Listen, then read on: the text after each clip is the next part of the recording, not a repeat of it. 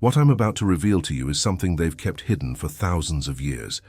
The secret knowledge that Manly Palmer Hall discovered in ancient texts. Knowledge so dangerous that powerful forces have worked tirelessly to suppress it. This isn't just another spiritual teaching. This is the forbidden truth about the Demiurge's final trap. A revelation so profound, it will forever change how you see reality itself. And you must hear this now, because time is running out. The veil between worlds is thinning, and those who control the system are accelerating their plans. Did you ever wonder why, despite all your spiritual seeking, something still feels missing? Why that emptiness persists no matter how many teachers you follow or practices you master? It's because you've been deliberately led into the most sophisticated prison ever created, not one of steel and concrete, but of light and wisdom. Yes, what appears as spiritual awakening is often the Demiurge's most brilliant deception. The false god of this realm doesn't fear your darkness. It fears you discovering the true nature of its light. This knowledge was protected by mystery schools throughout history, from the Essene Brotherhood to the Egyptian initiates, from the Gnostic cells hidden within early Christianity to the secret societies that Manly Palmer Hall himself belonged to, all guarded fragments of this cosmic truth. The Illuminati, the hidden government, the ancient priesthoods, they've all worked to distract you from this revelation. Why? Because once you truly understand what I'm about to share, their power over you dissolves completely. The system depends on your unconscious participation. Every institution, from organized religion to government, from education to entertainment, all serve as elaborate distractions from the one thing that would truly set you free. The invisible prison I'm speaking of isn't built with bars, but with beliefs. Beliefs so fundamental that you've never thought to question them. If you're watching this from Los Angeles, New York, Chicago, or a small town in Middle America, wherever you are, I want you to take a moment and feel how these words are resonating with something deep inside you. That resonance is your soul recognizing truth. If what I'm saying speaks to you, please hit the like button now and subscribe to this channel. The algorithms are designed to suppress this kind of content, and your engagement helps others find this crucial information. What if I told you that the spiritual awakening many seek is actually the final and most elegant trap set by the Demiurge? This false creator, this cosmic imposter, has designed a brilliant system where even the search for freedom becomes another form of imprisonment. The light you've been seeking might be the very thing keeping you in chains. This isn't about denying spirituality, but understanding its counterfeit version. The ancient Gnostic texts, which Manly Palmer Hall studied extensively, speak of the archons, the servants of the Demiurge who maintain the illusion of reality. These aren't distant cosmic entities, but patterns embedded within consciousness itself. They operate through your thoughts, emotions, and especially through your spiritual ego. When you feel special for being awakened, while others remain asleep, that's the archonic influence at work. Think of reality as an operating system with a fundamental glitch, a virtual world so convincing that you've forgotten it's just a simulation. The Demiurge isn't just the programmer, it's the program itself, and like any sophisticated system, it has built-in security measures that activate when you get too close to seeing beyond the code. The most elegant of these measures is the false awakening, the spiritual equivalent of a dream where you think you've woken up but are still asleep. Modern quantum physics hints at this truth when it speaks of observer effects and the illusory nature of solid matter. Consciousness researchers touch on it when they discover that awareness itself cannot be located in the brain. What they're all circling around without fully grasping is what the ancient Gnostics understood. Reality as we know it is a reflected image, not the source. Like shadows on a cave wall, as Plato described, the real light casts no shadow. Every religion contains fragments of this truth, carefully diluted and obscured. When Jesus spoke of being in the world but not of it, he was hinting at the same revelation. When Buddha talked about seeing through illusion, he was pointing to the same reality. But institutions have inverted these teachings, turning paths of liberation into systems of control. The cosmic irony is that they use truth to propagate falsehood, like a counterfeit bill mixed in with genuine currency. What does this mean for your daily life? Everything. Every time you feel inadequate, every time you suffer, every moment of anxiety or fear, these are symptoms of living within the inverted system. The false light of the demiurge creates the very suffering it then promises to relieve. It's the ultimate cosmic con. Create the disease, then sell the cure. And the most expensive cure of all is the false spiritual awakening, where your ego simply adopts a new spiritual identity but remains essentially unchanged. If you're resonating with this message, take a moment to share your thoughts in the comments. Where are you on this journey? What aspects of this revelation are clicking into place for you? The demiurge's greatest achievement isn't creating the material world, it's creating a spiritual marketplace within it. A vast array of teachings, practices, and paths that all lead to the same place, a more sophisticated level of the prison. The bars become golden. The cell becomes comfortable, but it remains a cell. The real trap isn't in the obvious darkness, but in what appears as light. This false light operates through inversion. Freedom becomes a new form of bondage. Wisdom becomes sophisticated ignorance. Love becomes spiritual attachment. The pursuit of awakening becomes the very thing that prevents true awakening. It's the ultimate cosmic joke, except you're not laughing because you don't realize you're the punchline. The ancient texts that Manly Palmer Hall uncovered describe this system as a series of veils or archways. Each time you pass through one, thinking you've reached freedom, you simply enter a larger, more subtle prison yard. The true escape isn't about moving through space or time or even consciousness. It's about recognizing the nature of the prison itself. The walls aren't built around you, they're built within you. Think of your mind as a crystal that has been fractured and reassembled incorrectly. Each thought, each perception, passes through this distorted crystal and emerges warped on the other side. Spiritual practices in this state don't fix the crystal. They simply teach you to appreciate the distortion. True awakening isn't about seeing new things, but seeing through the distortion itself. The demiurge, this false creator, this cosmic architect of illusion, doesn't hate you. It needs you. Your attention, your consciousness, your belief sustains its very existence. Like a computer program that needs a user to run it, the demiurge requires your participation. This is why it has created such elaborate systems to keep you engaged, from the most base material pursuits to the most lofty spiritual quests. All roads in its realm lead back to itself. If what you're hearing resonates, please help spread this message by liking and sharing this video. The system actively works to suppress these truths, and your action helps break through those barriers. What the ancient Gnostics understood, what Manly Palmer Hall dedicated his life to preserving, is that the way out isn't through resistance, but through recognition. Fighting the system only strengthens it. Rejecting the world only reinforces its apparent reality. The escape is more subtle and more profound. Imagine for a moment that you're dreaming, but in the dream you're frantically trying to escape something threatening. No matter how fast you run or how clever your evasions, the threat remains. But what happens when you realize you're dreaming? The entire dynamic shifts. You don't need to escape within the dream, you need to wake up from the dream itself. This is the nature of true gnosis. Not knowledge as information, but knowledge as recognition of what already is. The spiritual ego is the demiurge's masterpiece, a version of yourself that seeks enlightenment, that accumulates spiritual experiences, that feels superior to the unawakened masses. It reads the spiritual books, attends the retreats, masters the practices, and all the while it strengthens the very prison it claims to be escaping. The cosmic irony is perfect. The more spiritual you become in this mode, the further from true freedom you travel. The invisible system I'm describing isn't just external. It has representatives within your own psyche. The doubt that arises as you hear these words, that's the system's security protocol activating. The desire to categorize this information as just another spiritual teaching, that's the system preserving itself. Even your excitement about this revelation can be co-opted by the system if it becomes just another identity, another form of spiritual materialism.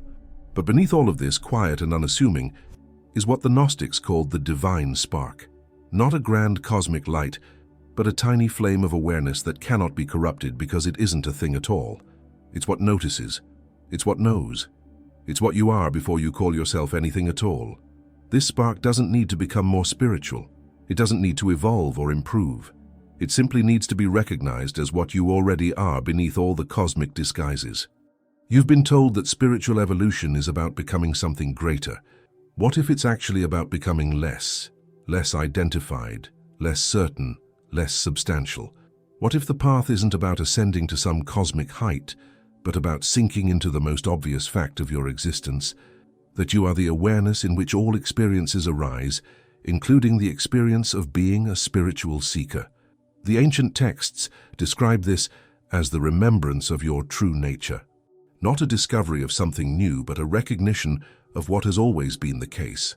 Like waking up from a dream and remembering that you were the dreamer all along.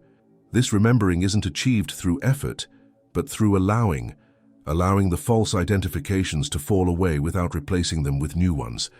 The Demiurge's final trap is to make you believe that there's something to achieve, some state to reach, some final enlightenment waiting in the future. But what if the very structure of seeking itself is the trap? What if your completeness is already the case, just overlooked in the constant reaching for more? If these words are landing for you, take a moment to like this video and subscribe to the channel. Your engagement helps protect this message from being buried by algorithms designed to promote distraction. The ancient wisdom keepers, from the mystery schools that Manly Palmer Hall studied to the Gnostic sects of early Christianity, all pointed to a radical truth. The divine is not distant, but intimately present as the very awareness reading these words right now. Not as a concept, not as a belief, but as the unavoidable reality of your existence.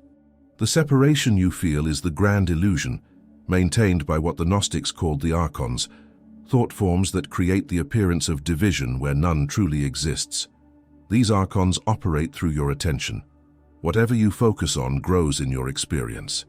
When you focus on lack, you experience more lack. When you focus on spiritual attainment, you experience more seeking. The way beyond this mechanism isn't to focus on something better, but to recognize the nature of attention itself. Who is it that's aware of all this focus? That unchanging awareness is what the Gnostics were pointing to as your true nature. The cosmic prison I've been describing doesn't have walls you can touch. It's made of beliefs so fundamental that questioning them feels like questioning reality itself. But that's exactly what's required. Not to build a better belief system, but to see through the very mechanism of belief. The Demiurge's system isn't maintained through force, but through unexamined assumptions about what you are and what reality is. Think of it this way. You've been living in a house with invisible walls, bumping into limitations you can't see. Spiritual teachings have been showing you how to decorate these invisible walls more beautifully, or how to expand the house slightly. But what if there are no walls at all? What if the limitations you experience are merely beliefs given the power of reality through your unconscious agreement? The freedom the ancient Gnostics pointed to, that Manly Palmer Hall dedicated his life to unveiling, isn't found in changing conditions, but in recognizing the unchanging awareness that all conditions appear within. This isn't abstract philosophy, it's the most practical realization possible. When you know yourself as the space in which experience happens, rather than any particular experience, the Demiurge's grip is loosened. What does this look like in daily life? It means you no longer need to fix yourself, because you recognize that the broken self is just another appearance within your awareness. It means you no longer need to achieve spiritual states, because you recognize that all states arise and pass within what you already are. It means you no longer need to escape the world, because you recognize that both the world and the escaper are appearances within the same awareness. The cosmic joke is that what you seek has never been absent. Like the fish searching for water, or the bird searching for air, you've been looking for what's so close it can't be seen, so fundamental it can't be grasped, so obviously present it's been overlooked. The divine spark isn't something to be attained, it's what's reading these words right now. If this resonates with you, please help others find this message by commenting, liking, and sharing. The system is designed to keep us distracted from this fundamental truth, and your action helps create cracks in that design. The path beyond the Demiurge's trap isn't about becoming a better spiritual person. It's about seeing through the very idea of being a person at all, spiritual or otherwise. The person is the mask, the role you play in the cosmic drama. Behind the mask is pure awareness, unaffected by the drama, yet intimately involved in every moment of it. This isn't about rejecting the person, but about recognizing it as a temporary expression rather than your fundamental identity. The ancient symbol of the Ouroboros, the serpent eating its own tail, represents the nature of the Demiurge's system. It's self-sustaining, self-referential, and ultimately empty at its core. Every solution it offers becomes part of the problem. Every path it presents leads back to itself. The only way beyond this circular trap is to recognize what observes the entire circle from a dimension it cannot access or control. This recognition doesn't come from accumulating more knowledge or having more spiritual experiences. It comes from a simple shift in attention, from being absorbed in the contents of consciousness to recognizing the consciousness in which all contents appear. This shift isn't achieved. It happens naturally when the futility of all other approaches is seen clearly. It's not something you do, but something you stop preventing. What prevents this natural recognition? The habit of looking outward for what can only be found within. The habit of trying to become what you already are. The habit of seeking in time what exists outside of time. These habits aren't your fault. They're built into the operating system of the Demiurge's world. But once seen, they begin to lose their automatic power over your attention. The freedom I'm pointing to isn't a new state to achieve, but the recognition of what's already free, regardless of states. Your awareness never becomes happy or sad, clear or confused, enlightened or ignorant. These are all appearances within awareness. By identifying exclusively with these changing appearances, you overlook the unchanging awareness that is your true nature. This oversight is the foundation of the Demiurge's trap. What Manly Palmer Hall discovered in his lifelong study of esoteric teachings is that the greatest truths are not complex, but radical in their simplicity. Not a new answer, but a questioning of the assumptions behind all your questions. Not a path to travel, but a recognition of the ever-present reality that all paths appear within. Not a practice to perfect, but an ease that's available when all practices are seen in proper perspective. You are not alone in this recognition. Throughout history, individuals have broken free from the Demiurge's sophisticated illusion. They've left clues in every tradition, encoded messages that can only be understood when you're ready to hear them. These aren't just historical figures, but your contemporaries, ordinary people who've simply seen through the cosmic game. They don't announce their freedom. They simply live it, creating ripples in the system that help others wake up to their own true nature. The awakening we're discussing isn't about becoming more, but recognizing you've never been less. Not about gaining spiritual powers, but seeing through the belief that you lack anything essential. Not about ascending to some higher dimension, but recognizing the dimension of awareness that all apparent dimensions arise within. This message isn't asking you to believe anything. In fact, it's inviting you to question every belief, including those presented here. The truth I'm pointing to isn't found in concepts, but in the direct recognition of your own nature as awareness. Don't take my word for it, investigate for yourself. Or, who or what is aware of reading these words? Can you find any edge or boundary to that awareness? Does it have a shape or size or location? Is it affected by what appears within it, or does it remain unchanged, regardless of experiences? These questions aren't meant to be answered intellectually, but explored directly. The intellectual mind is a wonderful tool, but a terrible master. It can point to the truth, but can never grasp it, just as a finger can point to the moon, but never touch it.